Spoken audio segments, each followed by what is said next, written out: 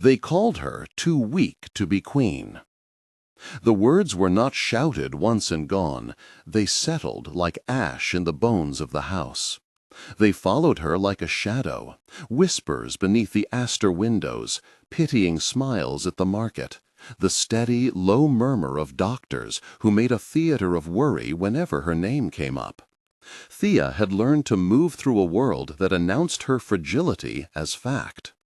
At 24, she could list the ailments others expected her to have as easily as she could name the rivers that fed the estate. Pale cheeks, a cough that rose in cold weather, an odd, inexplicable weariness that sometimes stole hours from her like a winter fog. She had been born half an hour before sunrise, when the midwife swore the light itself hesitated at the cradle. Lady Iris held her in trembling hands and said nothing at first. Thea could imagine the look on her mother's face even now, a map of resilience and the dark geography of fear. 2 days later, fever took Lady Iris and never gave her back. The house folded into itself. Grief made even speech feel like a display. Lord Theon met the world with a hard jaw and blunt orders. Safeguards and letters, and a dozen doctors who placed their hands upon Thea's small chest and took measurements as if reassurance could be quantified. They named her Thea for heat and life. People called her frail as a matter of course. There were tests in rooms with bleak curtains, charts that used words like delicate and unlikely to withstand and fragile constitution. Hands that should have felt like mercy, healers and herbalists, cousins who came with patronizing blessings, pressed and pinched and declared their verdict in tones that made her shrink. At 12, she stopped counting how often a nurse would tell her brother Devon to be careful, as though the house itself might shatter around her. At 16, when the harvest eased and the syrup-sweet summer air moved through the courtyard, Lord Theon died on the road home from a council meeting.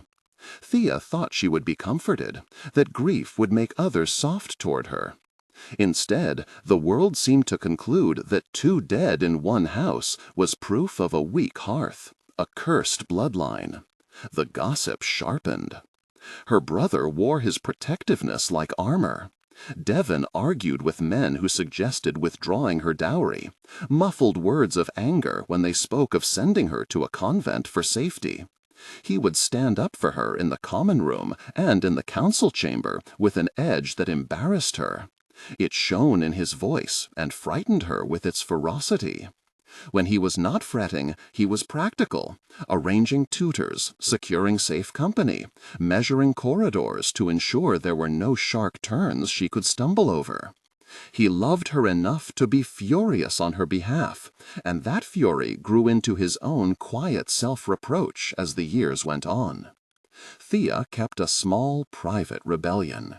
She read maps until the ink blurred beneath her eyelashes. She learned the names of herbs and how to brew a broth that would not make her stomach angry. She practiced walking the long hallways in soft-soled slippers until she could count the stones without looking. In a garden behind the service wing, she taught herself to hold a tray without spilling, to thread a needle with hands that would not betray her. Strength, she discovered, was not only the brawn of knights and the thunder of lords. Sometimes it was the careful measurement of breath before speaking, the steadying of a hand before touching another's wound. Still, the court eyes were merciless. Thea was an emblem for the worst of them, a living precedent for their theories about bloodlines and curse and inheritance. Lady Sarah, glittering, sharp-tongued, a woman who measured others the way a stone-cutter measures marble, liked to say a marriage to a girl like Thea would be a charitable arrangement. She said it in low tones and with a flourish that made the staff laugh when they carried her tray. And then the summons arrived. For weeks it was only a strange, formal letter, inked, scented with something cedar and something faintly like winter, bearing the seal of Valar, an open wolf's maw surrounded by 7 small stars. The courier wore the crimson sash of the king's household and bowed too deep for propriety when he handed the parcel to Lord Gregor's steward. It was a political thing, the steward said at breakfast, a match to be made for reasons of alliance and land. Devon read the letter twice, then 3 times, as though a third scrutiny might reveal a trick. They would be going to the capital, to Valar Castle, to meet King Darius Volkov. The name was a hush on the lips of neighbors and a rumor in the alehouses. The Lycan King who ruled the northern stretch, 7 feet of man who could take the body of a wolf and the mind of a king. An old ruler with winters counted in centuries, 380 years, the children's rhymes said, who kept wolves in his halls and mountains in his memory. People said he was cold. People said he moved like a shadow made of iron and moonlight. For Thea, the summons read like a verdict. Devon's jaw set. He made arrangements. They traveled with a retinue as small as propriety would allow, a few grooms, a page, a nurse who had stayed with her since childhood, 1 chest of sturdy clothes, and 1 chest of soft linens Lord Gregor insisted she take. The road to Valar was long and relentless. They moved through the bones of the land, where pines leaned and the wind tasted of the sea even far inland. Thea watched the horizon fold away like a frayed cloak, and in the quiet of the carriage she felt something unwinding in her chest, fear braided with a curious glint of possibility. Valar Castle rose from the stone and the mist like a thing that had always been there. Tall towers pierced a cloud-slit sky. Banners with the wolf crest flapped and made the courtyard a ripple of gray. The castle smelled of damp wool and livestock and something faintly herbal, as if the very stones had been cured with rosemary. Servants moved through the yards with an efficiency that made Thea's hands itch for order. She stepped into a world that measured power in width of shoulders and set of jaw. Her first sight of King Darius was from across a high balcony as the court gathered for the presentation. He stood with a quiet, like a mountain, an absence of fuss. Even from a distance she felt the crowd pull inward, as if a string had tightened. His hair was streaked with silver. His face held eras of governance and winters, a map of discipline and ancient habit. When their eyes met, it was a brief thing, an appraisal, almost clinical. Then something like recognition softened the lines of his mouth. He was taller than the stories had suggested, and when he smiled, it was as if the sun folded around iron. The presentation was an invented ritual. The visiting house paraded to the great hall. Courtiers leaned over their goblets, and a band played airs that seemed to stretch the rafters with their melancholy. Thea wore a gown the color of sage, under which the hems were cinched to make her movement graceful and small. She kept her hands folded, as she had practiced, and walked with the kind of measured care that made Devon's pale fingers white on the strap of her sleeve. The night was a theater for every prejudice she had ever heard.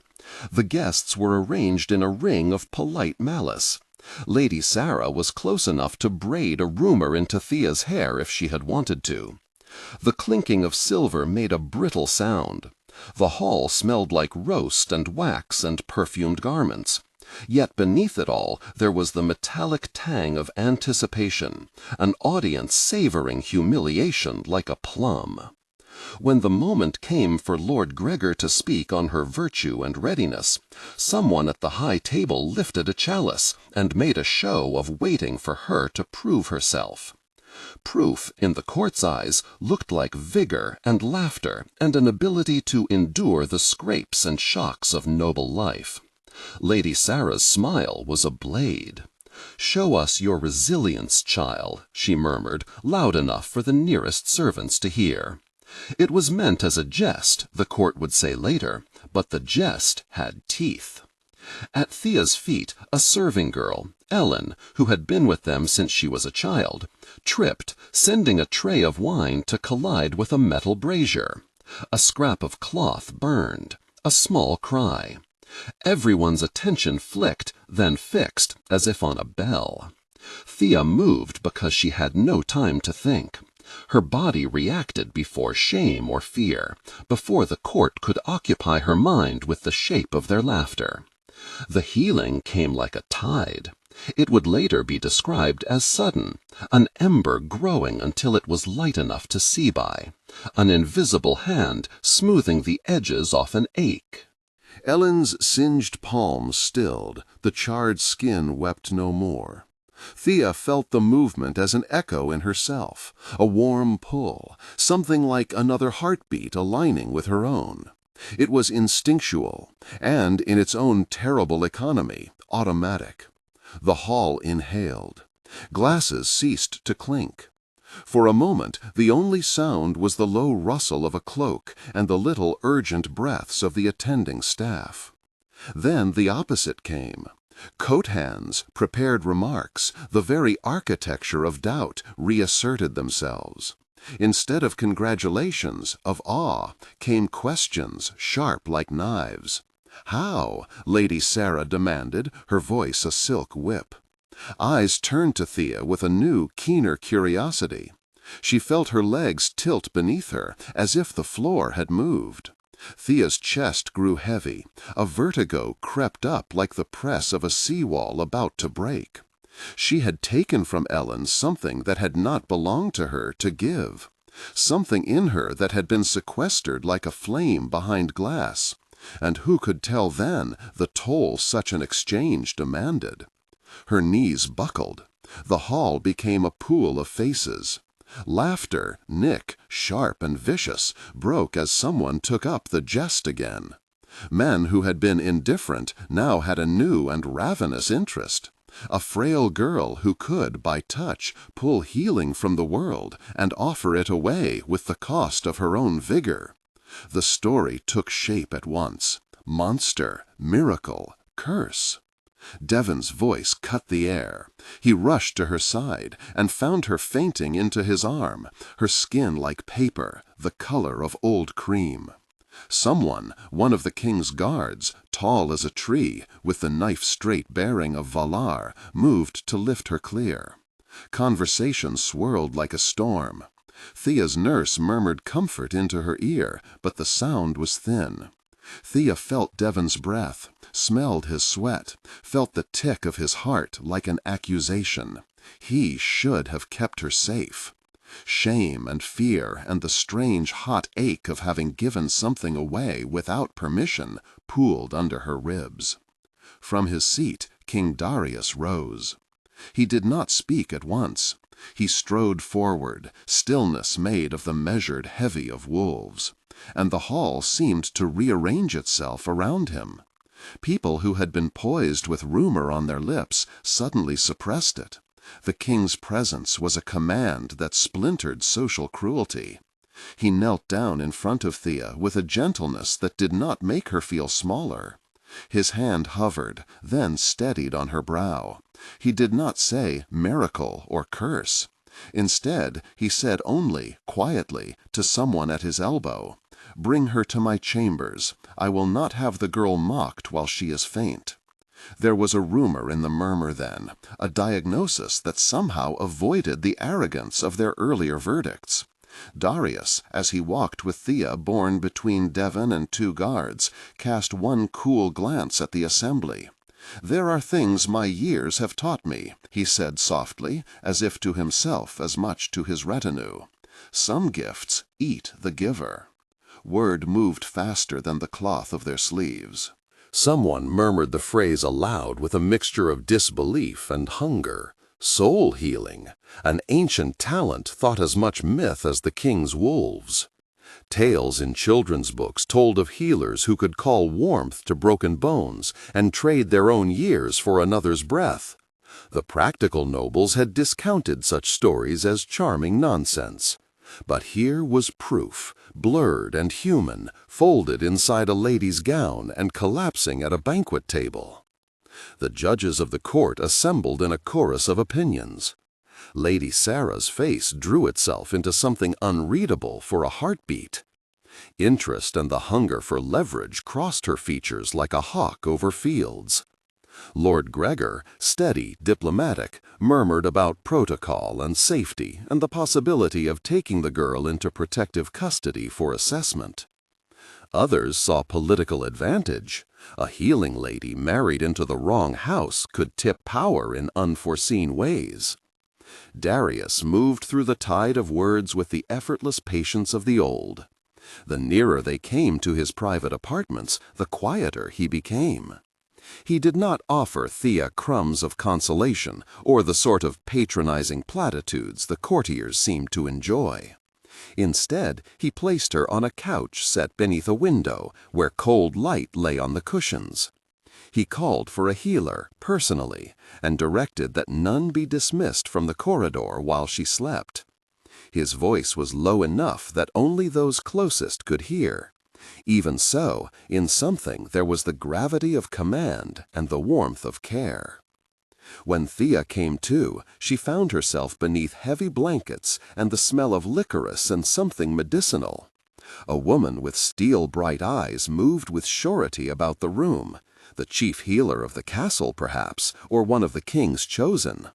She introduced herself as Marin in a crisp voice that suggested a hand that had known 100 injuries.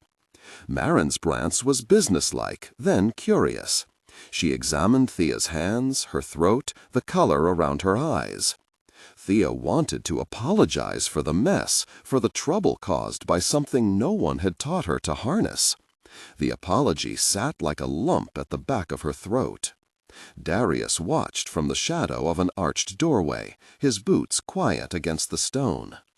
Up close, he seemed less an icon and more a well-tempered thing, a body shaped by reason and old battles, and beneath it a mind that catalogued what he saw and stored it like grain for winter. When Marin spoke, he leaned forward a fraction.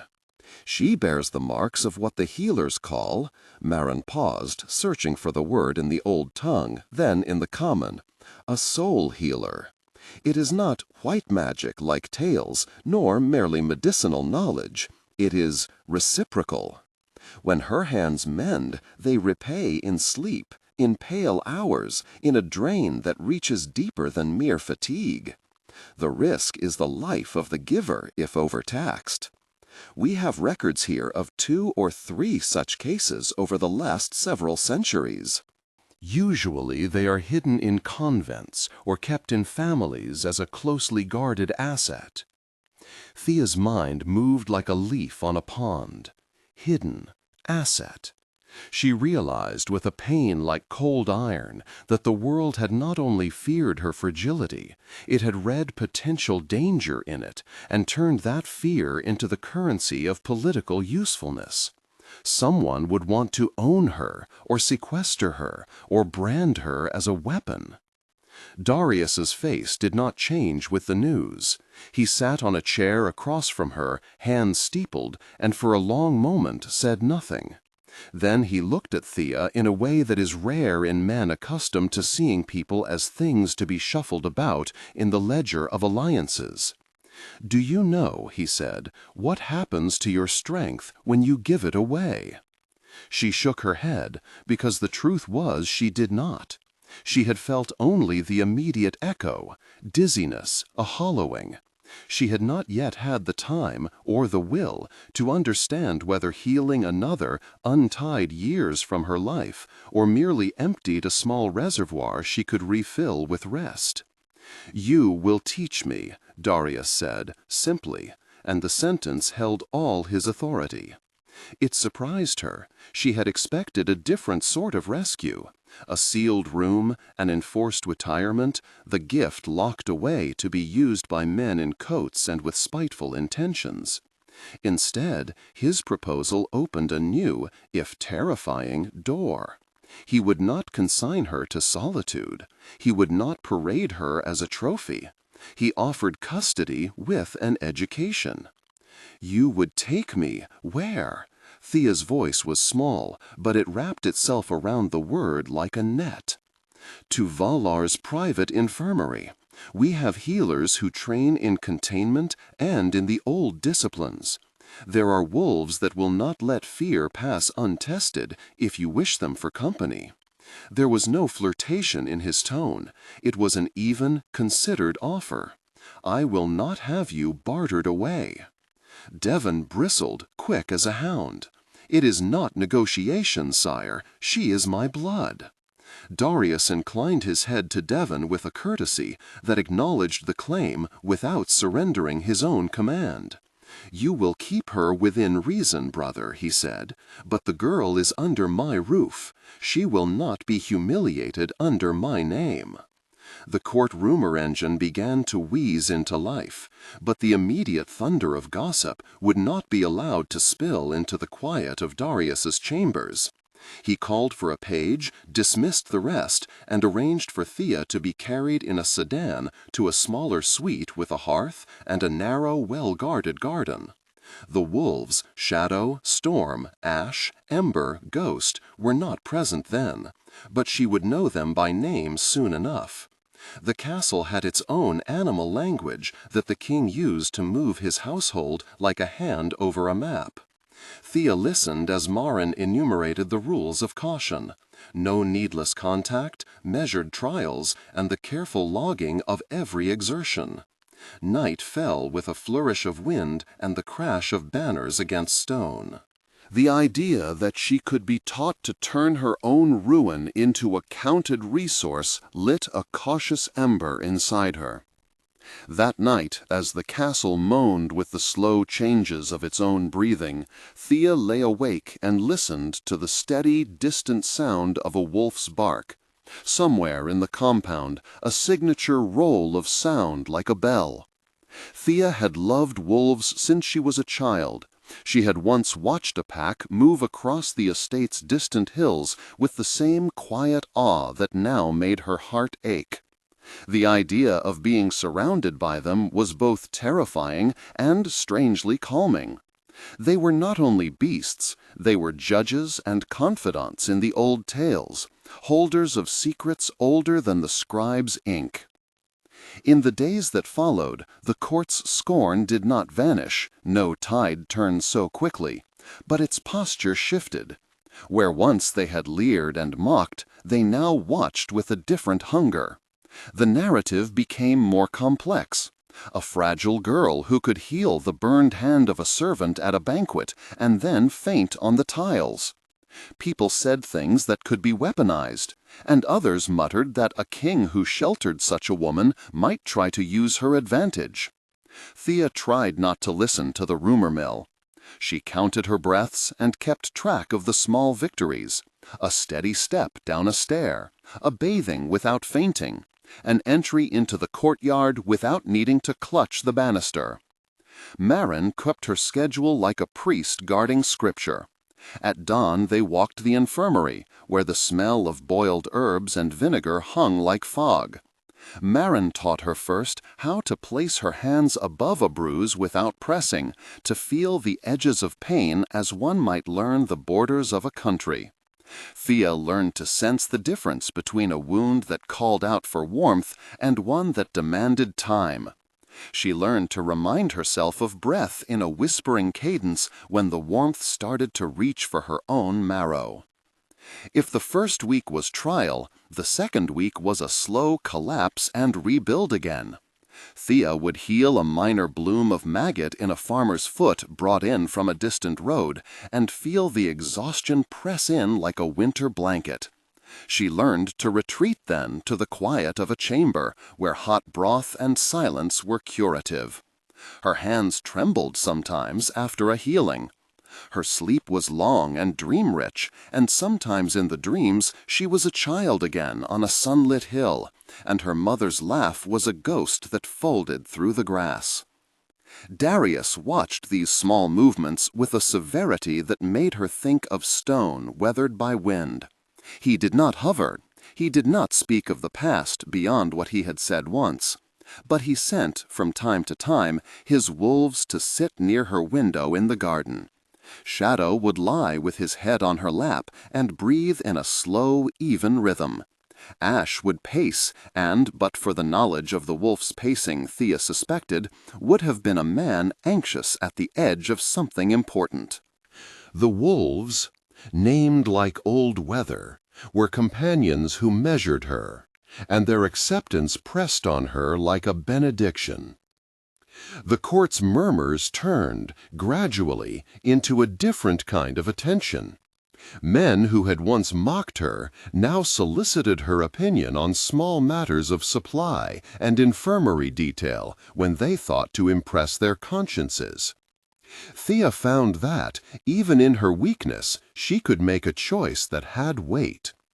She suggested, once, that the castle's stores be reorganized so food would be easier to ration in a long winter. The steward took her suggestion curtly, then implemented it when winter came, and the difference between empty granaries and modest fullness mattered to the lives of real people. But danger whispered close. There were nights when Thea would wake with a dry mouth and know in the hollow of her bones that if she had kept giving without measure, she would not survive to see another spring. Thea's own mortality was not something the world looked kindly upon. The thought of it is an awkward thing to bring before polite company. She tucked such fears away and tended to practicalities. And yet, beneath the slow arc of teaching and the tentative approval of certain servants, one truth pressed like an inevitable tide. What she could do opened doors to others' greed. Lady Sarah's eyes lingered with a new cleverness. Lord Gregor's demeanor folded around more political hedging. The court could not agree upon a single story to tell. For every hand that reached out to help, another took readiness to take. Against that strain, the king's decision stood like a dam. He was not merely sheltering Thea with his presence. He was giving her a platform, not as a display, but as a place to learn power that would be her own. There was a nuance there that Thea could not yet fully name. Darius's protection was not an encasement, but an endorsement. He placed both the weight of his authority and the caution of his experience beside her. In a world that had given her only names for her weakness, Darius offered the possibility of a book of measures and practices, of a ledger in which Thea might account for her own strength. The first week closed into the second, and Thea began to mark the days not by the political gossip that swirled beyond the high doors, but by what she could do without fainting. She catalogued the small victories like jewels. She learned to measure the smallest wound, where a salve might suffice, where her touch would be required, and where too much giving would cost her the next week of life. When she was not healing, she was reading the chronicles Darius kept stacked in the library, records of battles lost and won, the histories of the wolf banners, the quiet notes on logistics that only the patient could love. There were moments when the king and she would share the library's silence, wrapped in the company of old leather and the slow tick of a hearth clock. In those moments, Darius's old world, his knowledge of campaigns and centuries, unfurled in soft snippets that were not meant to instruct, but to explain. He spoke of winters that had taught him the value of measure, of losses that had taught him how thin the veneer of victory could be. He did not put himself on a pedestal. He offered instead evidence that life could be arranged around care rather than conquest, if one chose. On a pale afternoon, Devon and Thea walked the small garden where the wolves sometimes patrolled the edges. Shadow padded near, letting his head rest against Thea's hip. Thea laughed quietly at his weight. Devon breathed out, a sound like a man who has been holding too much. "You're not the child I was afraid of losing," he said. "You're different, stronger in ways I didn't expect." Thea's smile was soft. "I'm scared," she admitted, "but I am learning." "And if they test you again?" Devon asked, voice low. If they ask you to prove yourself before you're ready? We will not let them, Thea said, and the sentence was both a promise and an acknowledgement of the new alliance that had formed around her. It wasn't just a king's shelter she had. It was a fortress built of small human acts. A brother's stubborn love, a healer's measured instruction, a king's rare charity, and the steady, watchful presence of wolves at the margins. Yet the world beyond would not be quiet forever. Word moved through the realm in the crooked ways of rumor and grain, and events outside the garden would begin to press in as well. The shifting of borders, whispers of disquiet at Ashmore Pass that would, in time, become a drumbeat. For now, the court's interest was personal, close, a lens pointed at her like a small sun. Thea breathed and braced for what would come. She had been too often the subject of other people's tales, and she was learning, slowly, to write the first lines of her own. If you love stories where the underestimated rise, where tenderness and power are learned in equal measure, stay with us now. The road ahead is long, and what she learns will not only shape her life, but the lives of hundreds who will cross her path. The first true test came sooner than anyone in Valar had expected. One morning, a messenger arrived before the sun had fully bled its light into the sky. His cloak was torn, mud caked along his calves. He carried a missive bound with the sigil of Valar and edged with the black of urgency. Darius read it in a shadowed corridor and did not smile. The lines told of a raid on a merchant convoy near Ashmore, of bodies returned and bodies missing, of a commander's plea for aid. They needed men and healers, and Valar, by the nature of its holdings and the king's interest in border stability, had to respond. The word border carried with it a translation none at the court could ignore. Where men fight, blood will be shed. Where blood is shed, healers must stand, and what Thea could do, if it was what Meryn called it, would be needed. The simple arithmetic of war and care folded itself into the castle's morning like a shadow. Mobilize troops, send food, ready the infirmary. Darius's face, always the mask of measured weather, tensely outlined the decision to send aid. He turned to Thea, and the room seemed to tremble with the weight of what he might ask. "You do not have to go," he said, and the words were not a question so much as a line drawn in the sand. Around them, the castle hummed with the business of preparation. Thea looked at the king, at his hands splayed on the table, knuckles white. "I will not be a shadow behind your work," she answered, with a steadiness that surprised even her. Thea had learned to count the cost and measure it. If there are people who will bleed, I would rather be where I can help than safe behind walls. Darius studied her, and for the first time the lines at his eyes crinkled in something that might have been regard, and something like relief. "Very well," he said, "but you will not go as you are. You will go trained enough to manage, and you will be guarded. There are rules to keep you whole." They would prepare carnage and care in equal measure. Thea's place beside the king had grown from pity to partnership, and the road toward Ashmore was a path she did not yet understand she would tread. She believed in the idea that she could learn to give with a measure. She did not yet know the shape of the price she would pay, or how close to the edge she might walk when hundreds lay wounded and waiting. In the socketed quiet of the infirmary, Meryn laid out a regimen.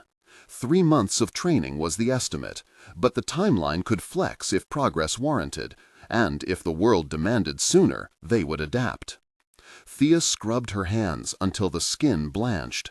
She dressed in a rougher gown for practice, one that would show the soot and wear of trial. Darius's wolves were introduced by degrees. Ghost, whose fur was almost the color of moonlight, stepped forward and placed his head against her leg, as if to anchor her to the moment.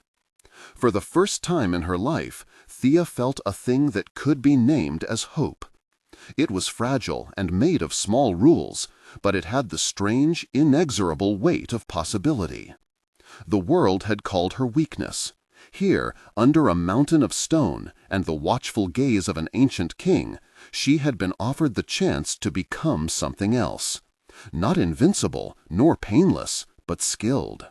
She would be taught to set boundaries around her gift so that it did not devour her. She would learn triage and pacing, and the wolves would teach her to read fear and acceptance as a hunter reads wind. There were nights after that when Thea would sit by the hearth and feel the castle breathe around her, and imagine an infirmary tent at Ashmore filled with men whose groans would be the only music for miles. She could see, in a vision that was clearer than any dream, the faces of those she might save, and the hollowness that saving them would leave in her own chest. She could also see a different future, an academy of healers who could teach others what she had learned, a community mended not by a single life given lightly, but by knowledge passed like seed. So the house settled into work. Marin drew up exercises. Darius ordered provisions shored for a possible march. The wolves slept at the foot of her bed on certain nights and watched the windows with eyes that saw beyond the candles. Devon argued with commanders, and then argued with himself in quiet moments, ashamed and proud in equal measure. Lady Sarah watched with a smile that made the servants' hands shake. Thea took breath and braced herself for a lesson she had not asked for, but that she now fiercely intended to master. The shadow of Ashmore loomed at the edge of their days, and with it the promise of a test that would not be merely for political theater, but for real lives. Thea's training had a frame now, a beginning, rules, and an enemy beyond the fields. She had a ruler who protected her without shrinking her, a healer who would not coddle her, a brother who guarded the door with a love that was blunt and exact.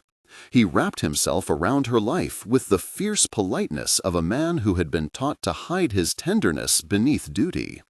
Thea thought of him that morning as the wagons rattled and the wolves watched with their pale, inscrutable eyes. She was not alone, and that small fact steadied the pulse in her throat. Marin's regimen hardened into habit. Mornings were breath work, the slow counting of inhales and exhales until panic could be made to wait outside the chest. Midday was the infirmary, where Thea learned triage as if it were a language. Which wounds called for poultice and rest, which required the ministering of her hands.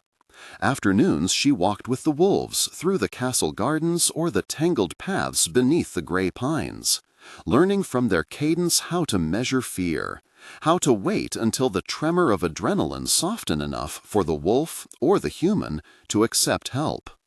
Evenings belonged to the ledger. Marin's careful annotations on hours of wakefulness, drains of vigor, the color of Thea's cheeks after every exertion. Training was not a single crescendo, but a collection of small reckonings. Some days Thea would succeed so cleanly at a task that Marin's mouth would lift in a way that came close to approval. Other days she would pass out on a straw pallet after tending 3 minor burns and wake with the taste of iron and the cold blossom of dread in her limbs. Progress was measured in tiny revolutions. The first time she reined the urge to reach for a stranger's wound and instead instructed an assistant how to bind it. The first night she slept without nightmares. The first time she could touch a seared hand without the automatic surge stealing the light from her eyes. The wolves were better teachers than she had expected. Shadow, broad and sable, was the most direct. He tolerated no whining, and his acceptance came in the blunt language of presence. Storm, tall and restless, forced her to sit still while he circled and returned, and circled again, a lesson in endurance. Ember was mischievous and demanded laughter. Ash watched like an old steward, precise and patient.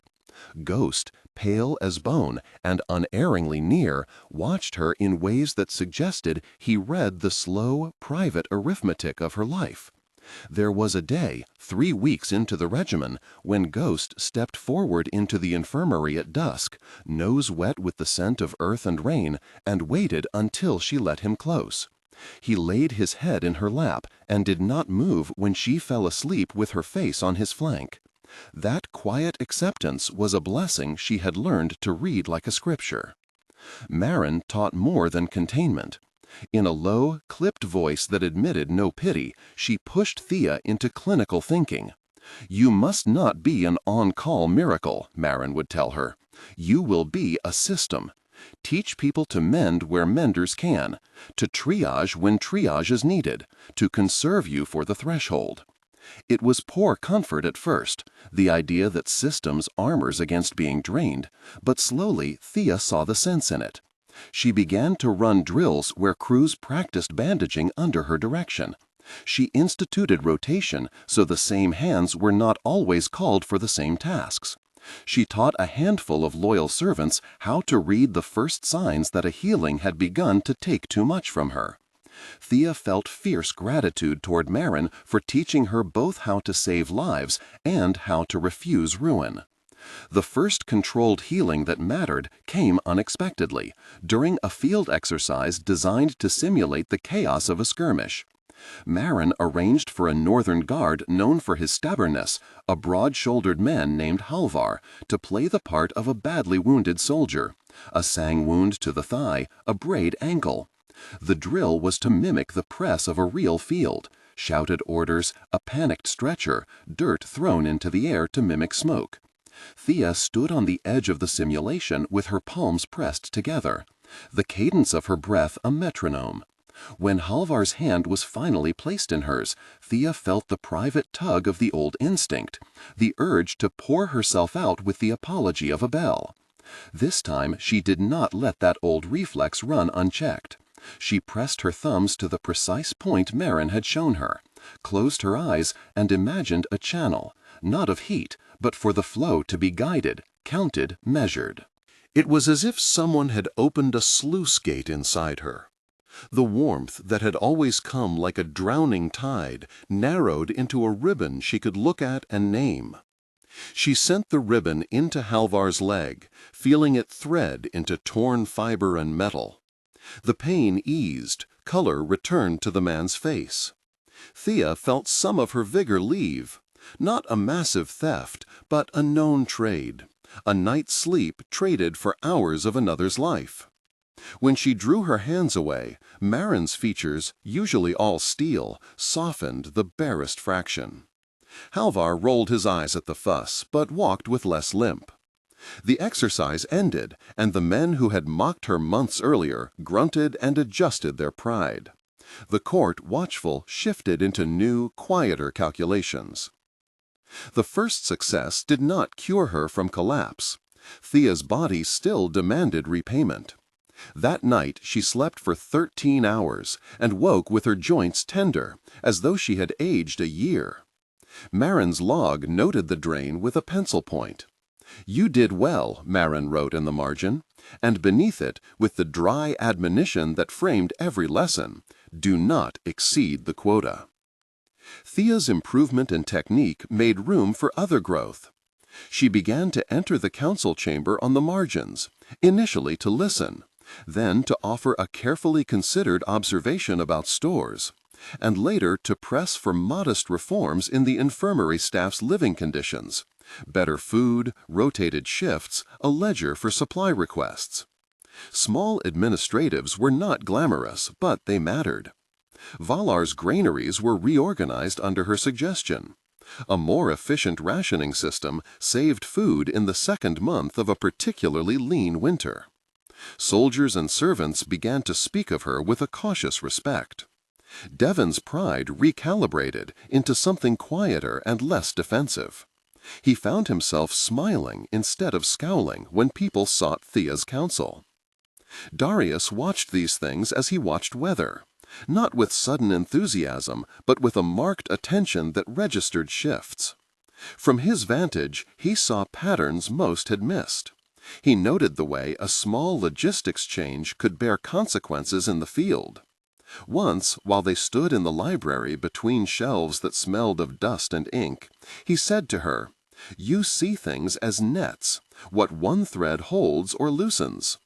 His voice was not flattery, but recognition. A healer who understands distribution and message is more powerful, perhaps, than a healer who only knows hands. Their conversations in the library grew into something private. He brought stories, a campaign where an extra cart of grain had saved a flank, a winter where a miscounted supply led to the crumbling of morale. He asked her not for sympathy, but for insight. In asking, he honored her mind, and in honoring it, he folded a new intimacy into their days. Thea began to see Darius not as a looming figure who had rescued her from ridicule, but as a man who had watched years accumulate and who knew how to weigh risk with a steady instrument in hand. There was vulnerability in him too, if measured and deep, a memory of losses that had taught him to avoid thoughtless courage. The romance did not hurry. It threaded small acts, a hand that lingered on a ledger, a wolf pressed between 2 feet as they walked through the winter light, shared cups of broth in the infirmary's warm glow. Thea's heart, once practiced in the small, steadying routines of survival, felt through those gestures as if it were learning to beat again in different rhythms. She felt flustered on days she had thought she would be clinical.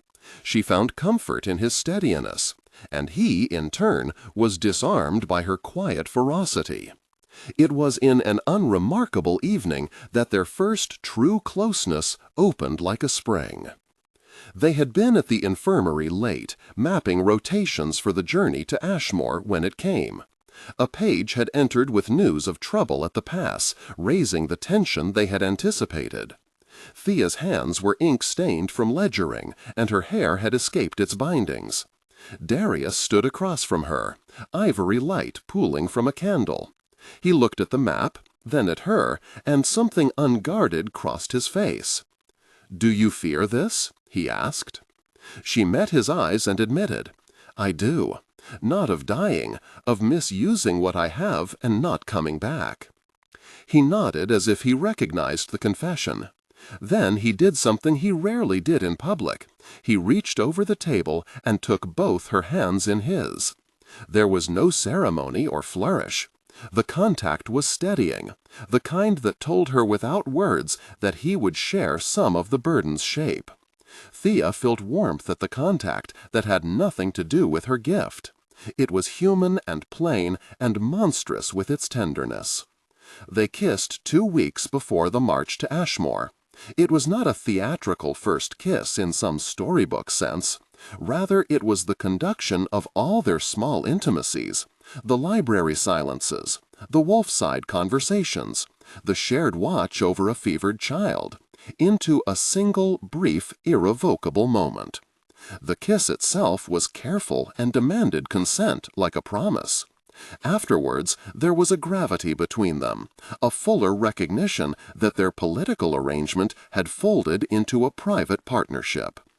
In the weeks that followed, the court noticed the change with a mix of speculation and quiet curiosity. Thea found a new warmth that did not drain, but replenished in a way that was not magical so much as human. Darius's steady presence became a reserve one could lean against. 2 weeks after that kiss, the war began. Morning came with the clang of bell and the smoke-savory orders of mobilization. Reports from the frontier painted a picture larger than a skirmish. A raiding band had pushed through a weakly guarded stretch near Ashmore Pass, taking supplies and men. The commander at the pass had sent desperate pleas. Valar responded by mobilizing a force under Darius's command. Not merely a line of soldiers, but also a contingent of healers and tents bristling with instruments and bandages. Thea insisted on accompanying the column. Marin argued, Devon argued. Darius, after a glance that read both the file and the heart, consented. "You will be protected," he said. "You will be in the deepest tent where the wounded are stabilized. You will be fenced by men who will not let frivolous bravery take you from the line." "I will not be frivolous," Thea replied. "I will be careful." The march toward Ashmore folded the world into long ribboned days and cold nights. The king's banners looked like storms when they advanced. The wolves rode as companions near the wagons, their muzzles papered with the dust of road. Along the way, Thea continued to instruct. Set a rotation for stretcher bearers. Catalog remedies for bites. Ensure that carts were stocked with more than plasters. Simple provisions that would save a life before her hands were needed. The combination of logistic acumen and hands-on care meant that the small changes she had instituted months earlier were already saving recruits before the battle had even begun. Ashmore Pass was a knife of rock between two hills, hemmed by pines and the easy places where ambushes loved to hide. The Confederate raiders, as command reports named them, had used the same landscape for an advantage. Darius deployed his men carefully. He understood how to force an enemy to fight on his terms. He placed archers on the rise, spearmen in tight hedges, and reserved a vanguard to press through the thinning lanes. Thea was set up in a field pavilion near the base of the pass, a place where the wounded could be triaged and the more grievous cases brought closer to the central tents. Marin supervised the surgical tents. The wolves were kenneled at the margins, always within earshot. The first wave hit like a broken weather. Arrows rained, shields clashed, men shouted. The ring of chaos drew the healers into a strange, bulbous center where life and death jostled for room. Thea's role, unthinkable months before, was to function as the last stop for those whose breath had frayed to a thin thread. She had practiced triage, she had practiced containment, yet nothing could truly prepare a woman for the smell of iron up close.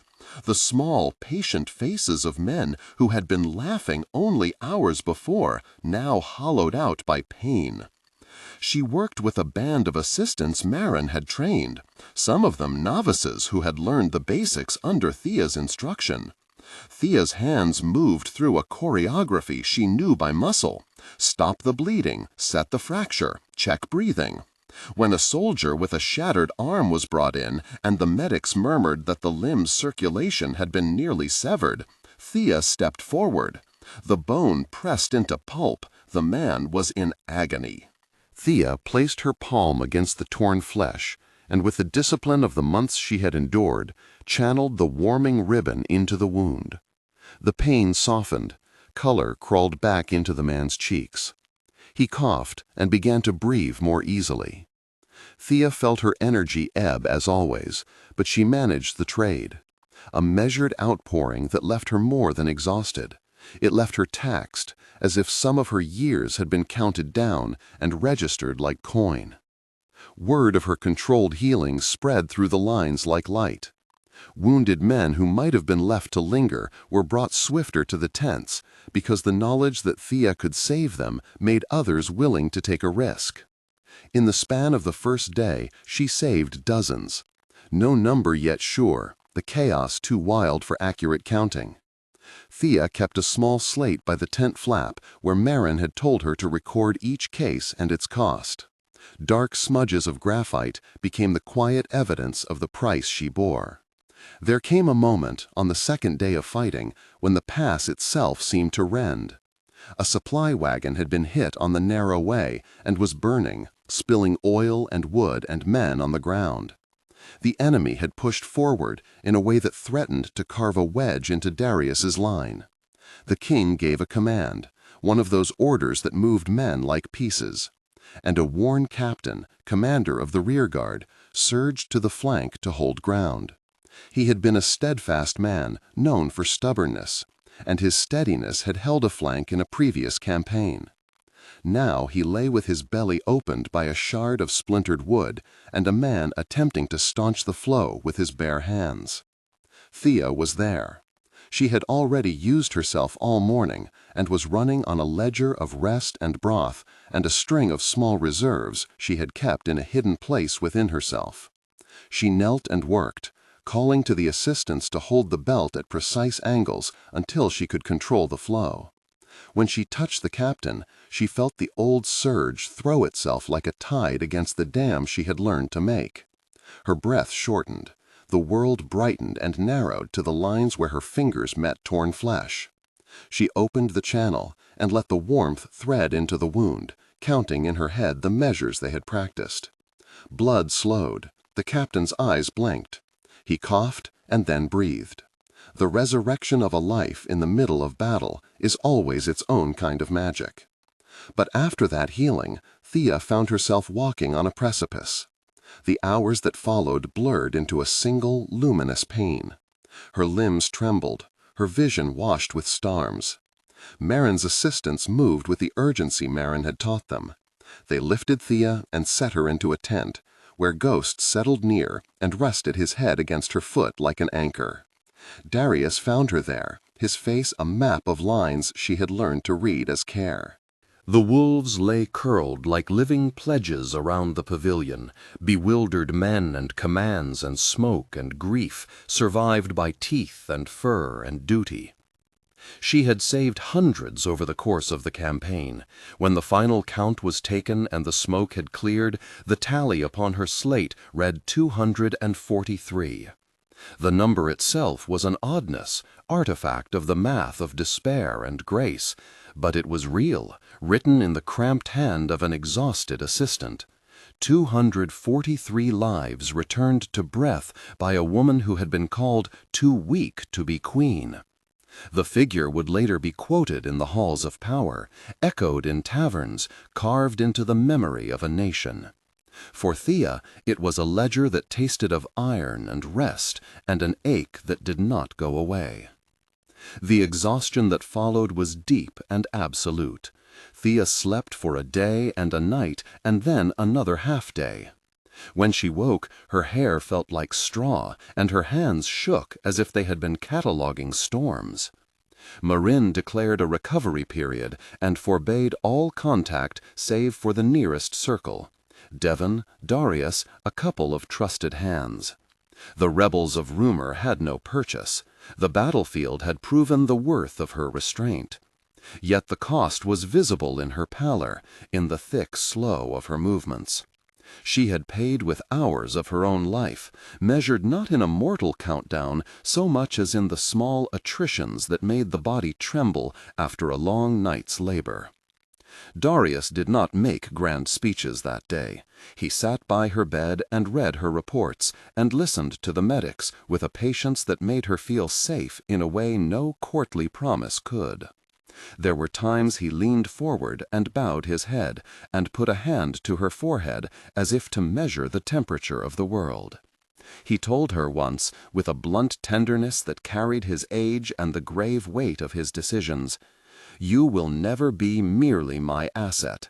You are a person who chooses her giving. If you ever choose not to give, that choice will be honored." The authority of that promise lay in the simplicity of the words and the life he had led, centuries of practice in speaking plainly about what he would and would not command. The victory at Ashmore Pass shifted more than the maps of the border. The morale change among the soldiers was electric. Men who had seen Thea's hands felt sooner to march with a certainty they had not had before. News spread back to the capital. In weeks that followed, letters poured in. Thanks from families, captured phrases of awe, the murmured apologies of those who had once mocked her. The court's tone changed too. Lady Sarah's barbed mouth softened with the public necessity of contrition, and then with a slower, honest regret.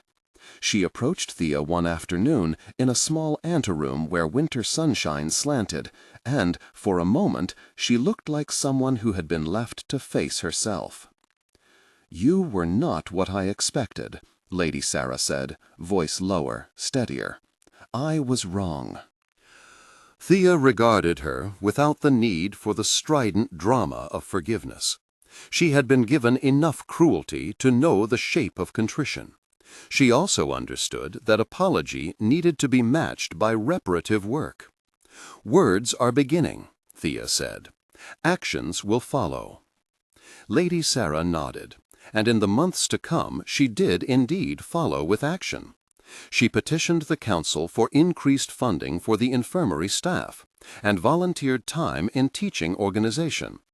The change was not immediate, and it was far from erasing the past, but it marked the start of a social recalibration. The court's laughter, once vicious and easy, became more cautious.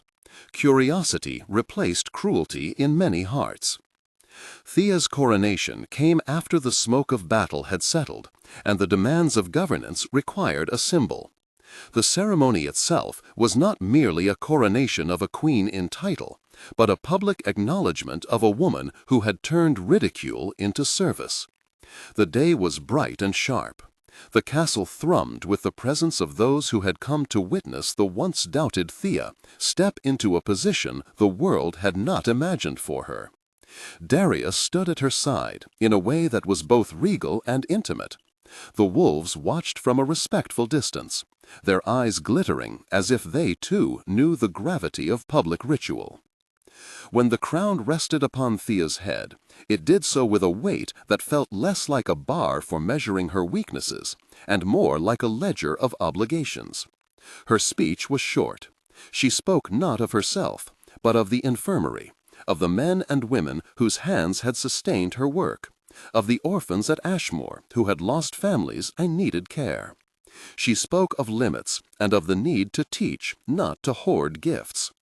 In that moment, the court understood that her power would be institutionalized, not parceled out to the highest bidder. Years later, Mari and Thea would stand together to open the academy they had envisioned in the quiet rooms of Valar's West Wing. The medical house of Valar would not be a shrine to Thea's hands. It would be a place where measures were taught, where triage and restraint were valued as much as miraculous touch. The curriculum would include Marin's old lessons, and Darius's logistical records, physicians from distant holds, and practical training with guardian wolves to teach students to observe fear and acceptance in living beings. Thea insisted on scholarships for children of common blood and for the orphans of Ashmore who had nowhere else to go. Devon's arc toward reconciliation was intimate and imperfect. He had begun by armor and ended by tending Thea's finances with a shire competence. His pride softened into a fierce and reliable support. When he knelt before the council to argue for the Academy's funding, his words were blunt and right. He adopted a handful of war orphans himself, boys who had fought as teenagers and who needed a home more than gratitude, and taught them to read and to clerk. His tenderness was a buttress to the household's steadiness. The royal wolves aged like the rest of them, ash-gray around the muzzles, slower on their feet, but no less wise. Ghost grew to be more than a companion. He was a living symbol of the way the kingdom had accepted what it did not initially understand. There were small rituals performed on full moon nights, Darius's private homage to the old stories, Thea's quiet acknowledgement of the cost of each healing. They celebrated victories with food and music, but they also took time to record losses and to hold memorials for those whose lives had been traded in the slow arithmetic of war. Thea never ceased to carry the knowledge of her limits. Marin's log, now bound in thick leather and stored in the academy, remained a ledger of warnings and techniques. Thea explained plainly to apprentices that some things could not be fixed. Certain disease processes, certain degenerations, the years that leave small visible debts on the body. She informed the council, and Darius supported her, that she could not safely sustain pregnancy without unacceptable risk to herself. It was an honesty that the court received with a mix of solemnity and respect for a woman who insisted her own bodily integrity mattered as much as the lives she saved. Her partnership with Darius deepened into an ordinary, astonishing companionship. They were political partners, sure. Theirs was a marriage that had begun with necessity and had become a cultivated, deliberate intimacy. There were nights when they walked the battlements and did not speak. There were mornings when she found his cloak wrapped about her shoulders. They laughed together, argued, and sometimes sat in companionable silence while the wolves snored in the hall below. Darius grew old in the way of those who had endured centuries. Patient, a little more prone to memory, but with an undiminished capacity to defend what he loved. He never used his longevity as a leverage. Instead, he used it as a map for patience, teaching Thea how to measure seasons and to plan for perpetuity. Public perception arc was messy and real. Not all the nobles warmed to Thea. Some retained their reservations. The court's gossip bent but did not break. For many of the soldiers and common folk, however, she was a living emblem of a different kind of strength. She opened the academy's doors to the children of the poor, to those who had been considered untouchable by the old prejudices, and taught them both skill and dignity. The institution she built was deliberately mundane in part, records, shifts, schedules, because she believed that ordinary systems could prevent extraordinary sacrifice. 10 years after Ashmore, the medical house of Valar had a courtyard where youth practiced the stitching of wounds and the slow work of accounting for supplies. A plaque on the infirmary wall bore the names of the 243 saved, a number that had become a testament rather than a mere statistic. Darius, now with silver deeper in his beard, stood by Thea as she cut the ribbon on a new wing. Children scurried like small weather across the stone, and the wolves, older but still watchful, laid in the sun. Thea's life did not become easy after coronation, it became fuller. There were days of grief and bureaucratic battles, and nights where her body demanded rest she could not always give. She made peace, in a pragmatic way, with the cost of the gift. She would save hundreds and trade small parts of her life for them, would teach a generation to do better than she had been forced to do alone. The academy, the orphans, the reforms, these built a legacy she was proud of, a kingdom that practiced care as a civic virtue rather than a hidden favor. There were moments of tenderness that required no ceremony. Once, after the Academy's first harvest festival, Darius and Thea walked into the quiet of Valar's private garden. Fireflies rose like small betrayals of light. Darius took her hand, and when he did, the years between them seemed to compress into a single patient now. "You carry a lot," he said softly. "So do you," she replied, thinking of the winters carved into his back, of the men who had been entrusted to his command, and those he had lost. "We carry together." Ghost padded up and settled against their ankles, an old companion whose presence had come to mean home. Thea leaned her head against Darius's shoulder and thought of the long road that had led from a banquet room collapse to this evening. She remembered the times they had been mocked, the rumors that had once been spat like tinder. That memory tasted like ash, but it also made the present sweet. In the years that followed, when bards sang of Valar and parents pointed to the stone of the castle in order to tell children the shape of courage, the refrain most would offer was simple. They once called Thea too weak. She had arrived under the weight of whispers and left shaped by the law of giving, measured, taught, and shared.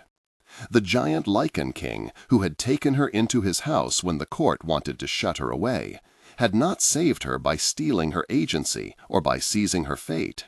He had given her the resources, the shelter, and the respect to become what she was allowed to be. A healer who could teach, a leader who could govern with care, a woman who loved and was loved.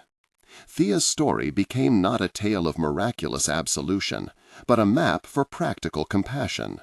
It told of stubborn brothers and blunt wolves, of a king 380 years old who had chosen to hold rather than own, and of a healer who paid for every life she eased with the undeniable toll of her gift. It told, in the quiet of its living, that strength can wear the guise of frailty, and that rescue without diminishing agency is the truest kind. When Thea's hair had silver woven through it at last, and the academy hummed with students whose hands would one day carry on the work, She sat in a small office full of journals and recipes, and looked out over the courtyard where new generations practiced bandaging and rope work. Ghost, now elderly and content, lay at her feet. Darius called from the hall to tell her that a council meeting would begin in 10 minutes, and that he had left an extra cup of broth for her on the table. She smiled and rose, the weight of the crown light in a way it had never been when she was younger and terrified. They had made mistakes along the way. People had been hurt. Some apologies had come late. But they had built a thing that honored limits and taught service, a colony of knowledge that would outlive both of them.